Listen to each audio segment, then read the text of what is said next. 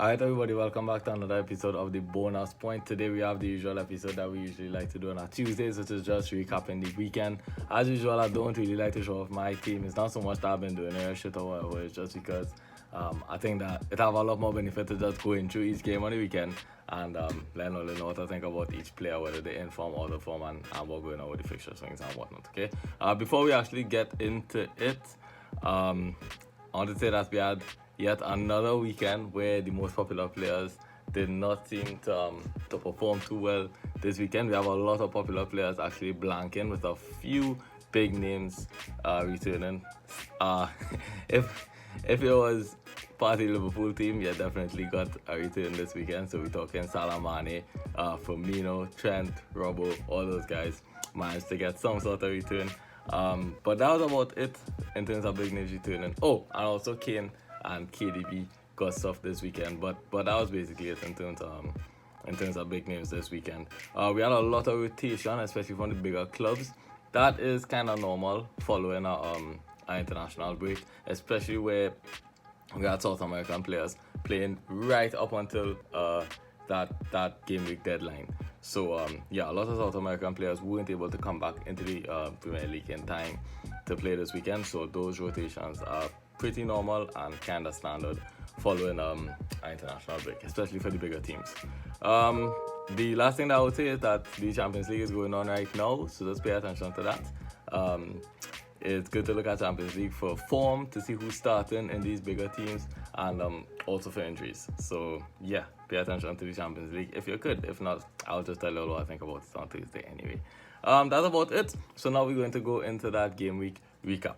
So first of all, we started the game week with a very exciting game. It was Watford versus Liverpool at Watford. That did not matter to Liverpool playing away though, because they were able to put 5 goals past Watford. I think we all expected a scoreline kind of similar to this, to be honest. I personally expected Watford to show nothing in this game, and that's exactly what they did. Liverpool, however, were so sharp on the day. I think it was just a bit overwhelming for Watford, because it was like they were creating a chance every 5 minutes, and Watford weren't sure how to actually play out of that. I think across the whole game, I could probably think about 2 times that Watford maybe put a shot on target. I know Ismail Assar hit the post, and that Hernandez guy was playing kind of good, I thought, for Watford, but that was basically it in terms of a Watford perspective. Liverpool, on the other hand, so sharp. Firmino with 3 goals and an assist. Salah with a really nice assist and a really good goal. This guy is the most informed player of the Premier League, and they're probably gonna hear me keep saying that week after week after week. As long as he keeps scoring week after week after week, he will continue to be the guy to own and the guy to captain every single week. There's not much more that I can really say about this Liverpool team, because there's not much to say that you all don't already know. So with that, we're just going to move into Aston Villa versus Wolves. Aston Villa actually went 2-0 up. An interesting thing about this game is all the goals came in the second half. All 5 goals came in the second half. Thought the first half was a little bit boring. It looked a little bit more evenly matched in the first half. Ings got a few chances, which is something that I personally like to see, because I know Aston Villa have a few decent games coming up, and Danny Ings will be the guy to target there. He got a few chances, managed to score one of them, which is good. Get that form going up from now. But in terms of Aston Villa side, that's basically all I would really have to say about them. Ings is probably the only guy that I'm interested in. Aside from that, the rest of the team looks a little bit average right now, and some of the interesting players like Leon Bailey and whatnot just seem to be out on injury instead. From a Wolves perspective, I feel like that Wolves defense may be a little bit overrated, to be honest with you all. I think that, yeah, they take, I don't know how to put it, they concede too much chances. It's not so much that they concede too much goals, but for me, they concede too many quality chances. Yeah, you have to look at the quality of chances. I think that's probably the best way to put it. And I'm not really sold on the Wolves defense. I was, because of my own team I have Marcel, but over the last 2 weeks I kind of been regretting that move, and yeah, every week they seem to be taking goals. So yeah, that Wolves defense definitely not one I would target. I would say as well, Hwang looked okay on the day. I really think he's going to continue to score goals, especially when Jimenez is in the team. I think they have a good relationship with each other. I think Wolves did miss Jimenez on the day and had to look elsewhere for goals. Adama Traore finally got his first attacking return of the season. It only took 8 weeks in. Alright, and it was only an assist, not even a goal, but whatever, at least he got something. What does that mean going forward? Not sure who's going to be starting on that left side or right side, I guess. But I do think Hwang is going to continue starting, and at 5.5, he looks like a good option. I think with Jimenez in the side, he's going to be a much more threatening player. That could be good for FPL. So Hwang definitely one to keep our eyes on. Leicester versus Manchester United. Leicester were so strong on the day, especially in the second half. They really came out to kill United, and that is exactly what they did, winning the game 4-2. Vardy continued to score again. Iheanacho got two attacking returns.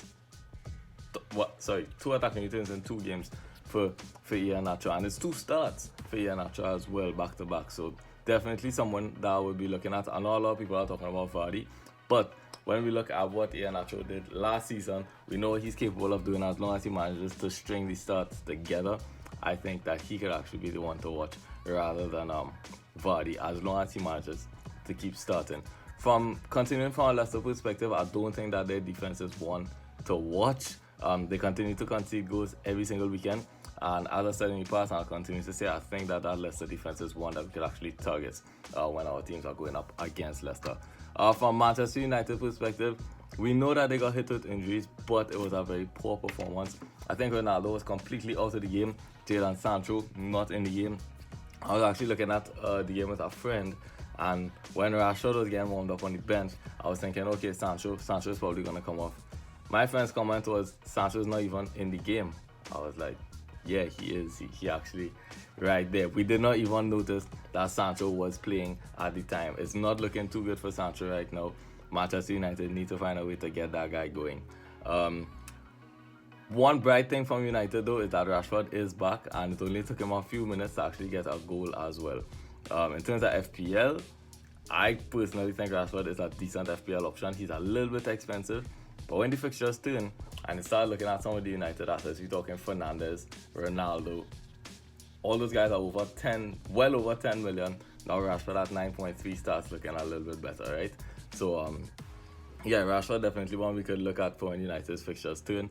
And the good thing is that we have a few weeks to keep our eye on him to see if when he does when he starts playing 90 minutes and how the form is looking. So that's always good. Moving into Manchester City versus Burnley, not too much to talk about here because the game went exactly as we all thought it would. City comfortably beat Burnley, kept the clean sheet. The only thing to really mention is that we had Jack Grealish and Ruben Diaz starting on the bench rather than actually starting the game. Previously, I would have said that these 2 players are the most rotation-proof players in the team. Turns out I was a little bit wrong about that, so I guess anybody could get, to be honest with you all. It's always going to be like that when you go for a Manchester City player, okay? They could get benched at any point in time. However, the upside is so good that I don't want that to deter you all from actually going for Manchester City assets.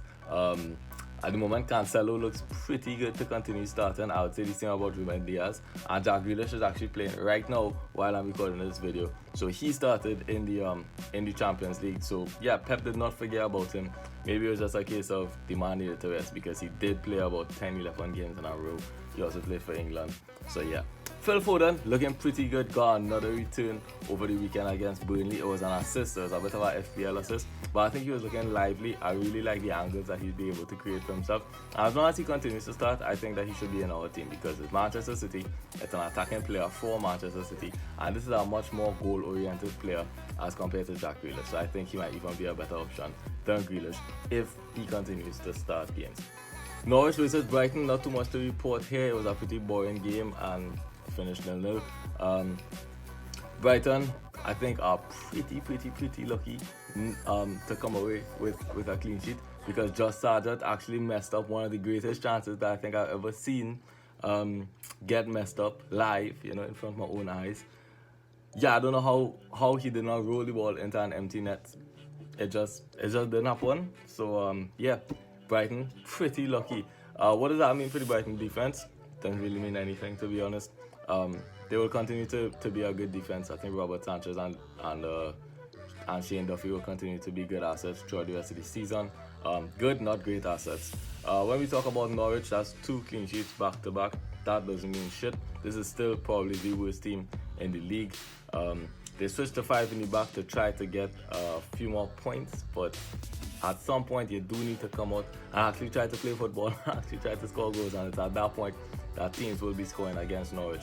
The 2 clean sheets that they got were against 2 smaller teams.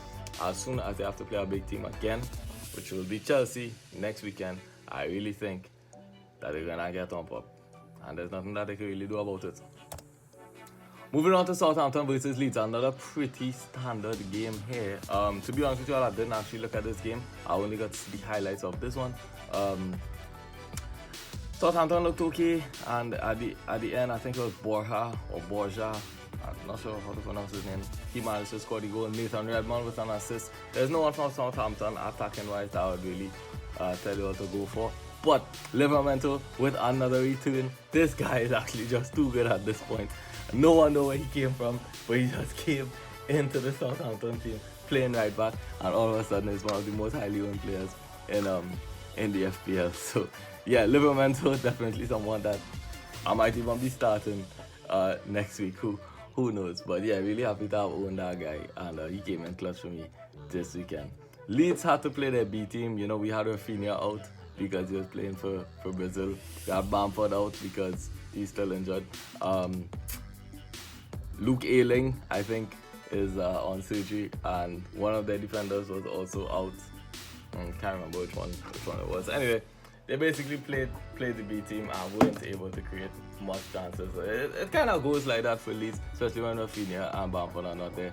They kind of limited to how many chances they could create. Brentford versus Chelsea. Brentford seemed to have defended pretty decent on the day, and I think Ivan Toney is a handful to deal with. He could be someone to look at, especially with Brentford's fixtures starting to turn now and getting much better. I think Chelsea was their last hard game for a while. They have Leicester coming up. Just told you all about teams playing against that Leicester defense. I think Ivan Toney could be someone to watch. That's it for Brentford though. Let's talk about Chelsea. Reece James is back. He was on the bench, played a few minutes. I think that's a really, really good sign. Chilwell started again, got another goal. That's 2 goals in 2 games. Really good sign. For all the Marcus Alonso owners, sorry for you all. We just not sure what's going on with Marcus Alonso right now, but Chilwell seems to have locked down that spot at the moment. Rudiger, back injury, couldn't play. And a lot of us have Rudiger. It seems to be a very minor injury. I think that Tuchel was actually saying that there was a chance Rudiger could have played over the weekend, and he just was not fit enough. He should be training this week. We're going to see what happens against the game in the Champions League. We'll see if he's on the bench. We'll see if he starts. We'll see what they say about him, and then we'll make a decision for this weekend. But my opinion is that it's not a long-term injury at all. He can really be back for this weekend, in which case we just keep him. Chelsea have really good games coming up, so definitely want to target the defense. This is one of the few defenses that we actually could target. So when we could target one, we should go for it, because most of these teams have been conceding goals left, right, and center. Lukaku did not get much chances on the day. It's starting to piss me off a little bit. It's too many blanks at this point. But we know Brentford was a good defense. We're going to have to see what he does against Norwich. There's no way in hell that I ever take him out against Norwich. He would have to break his leg tomorrow, basically, for me to want to take him out against Norwich. I really hope that doesn't happen, because that will put my FPL team in tatters. I think Lukaku needs a few goals to remember how to score for Chelsea. It's been a few weeks now, which in my opinion is just too long for a player of that caliber. He went away for Belgium, had brilliant games again, so he needs to figure out how to start finishing these chances for Chelsea. Matter of fact, he's not even getting that much chances. He did not get that much against Brentford, and it just might be the way Brentford plays. But against Norwich, he's definitely going to get chances, so we're going to have to see how emphatically he takes those. That's all I could really say about Chelsea. And all I could really say about Lukaku. Everton versus West Ham. West Ham narrowly won this game, but honestly, I felt like there were more disappointments from both sides than positives to take out. First of all, the Everton defense, you all know about it. It's no good. Let's not really talk about it. Everton seem to be struggling without Calvert-Lewin and Richarlison, especially in the bigger games. They had much easier games before, so they didn't really miss these big players in those games, and players like Townsend and Gray were able to step up and find some goals in those smaller games. But now, going up against West Ham, that's not easy defense to go up against. They really look like they struggled. They really look like they missed that target man, to be honest with you all. From West Ham's perspective now, this is not the team that was scoring for fun in the beginning of the season. And the truth is that for mid-table teams, I'm not calling West Ham a mid-table team, but they're definitely not one of the big six. Reality starts catching up really quickly for these type of teams. You can't go and score 4 and 5 goals every single game. You can't be Antonio and score in every single game. So we all knew that at some point he was going to stop scoring goals. That's kind of how it goes for him. This is the type of player that he is. He's the type of player to score about 10 to 12 goals every season. He's already scored a good bit. So at some point he had to slow down. That's just how it goes. What does that mean for Antonio?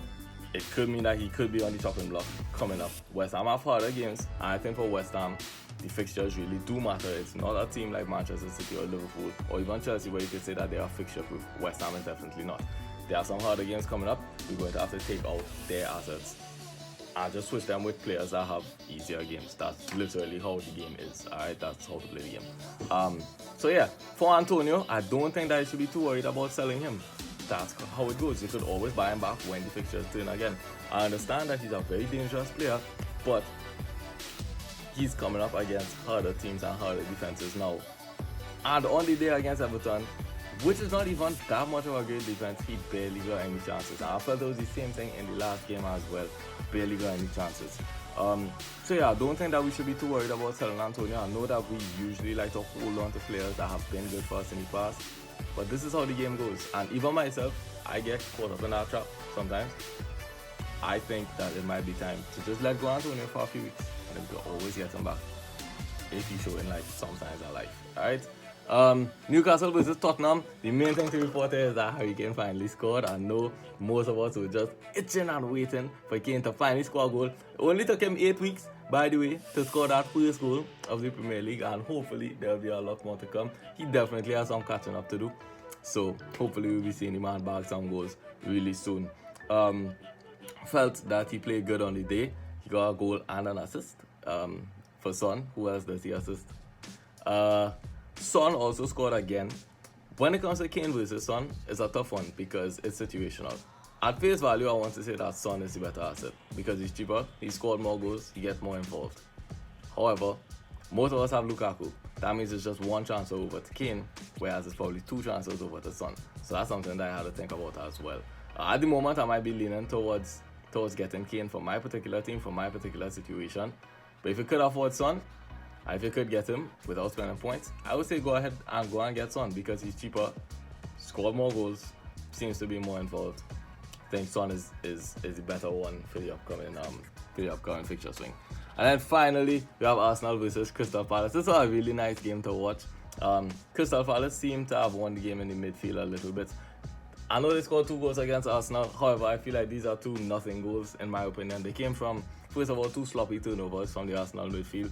We're not accustomed to that happening. It was actually Sammy Lokonga that was present for both of those turnovers. That one fell to Christian Benteke, who somehow got clinical. Don't ask me how that man got clinical, but it happened and he scored. And then from Ozan Edward, who scored like from a nothing angle. Like, I don't know how he made space to shoot the ball, and he shoot the ball so hard. And yeah, Ramsdale just couldn't react. So that's kind of how it went for Crystal Palace. Zaha, in other news, could not play because he's sick right now. We don't know when he'll be back. Maybe next weekend, maybe the weekend after. We're gonna have to see. In terms of Crystal Palace, there's no one here that I would really tell you how to target. They have off and on fixtures, so there's no one from this team that could really be set and forget. The defense is not very good. Zaha is sick. Edward scores sometimes. Benteke, So yeah, no one from this team that I'll really tell you how to target. Arsenal, on the other hand, Auba seems to be heating up a bit more. That's always a good sign. you know. He scored a really good goal on the day. It's not so much that it was this brilliant goal, but I was just really happy by the way that he reacted to just a sniff at the goal. And I think he was kind of clinical, I guess you would have to say too, from when you look at the whole situation and whatnot. And then Lacazette scored in the end, equalizer. That's cool. Lacazette is not for our team. Saka got injured.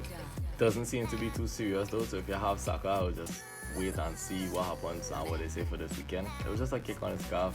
I think he should be fine. He didn't pull anything or whatever. It's just a knock, I guess, if you want to call it that. So yeah. And Smith Rowe kind of involved, not too much. I really felt like Arsenal could not attack too much in this game, and it was down to the midfield. I had to kind of blame Arteta for that one. Going forward, I think that their defense is still a good one to target. If you have Ramsdale, I wouldn't be too worried. He got some save points on the day, and another day he could have gotten a clean sheet. Should have gotten a clean sheet. The way that Arsenal defend, it reduces the opposition to not too many chances, so that's pretty good. And as long as they keep that up, I think that they'll be getting more clean sheets in the future. But that actually wraps up this video. Thanks a lot for watching. Please like, share, and subscribe, and I'll be back again on Thursday. Until then, see y'all.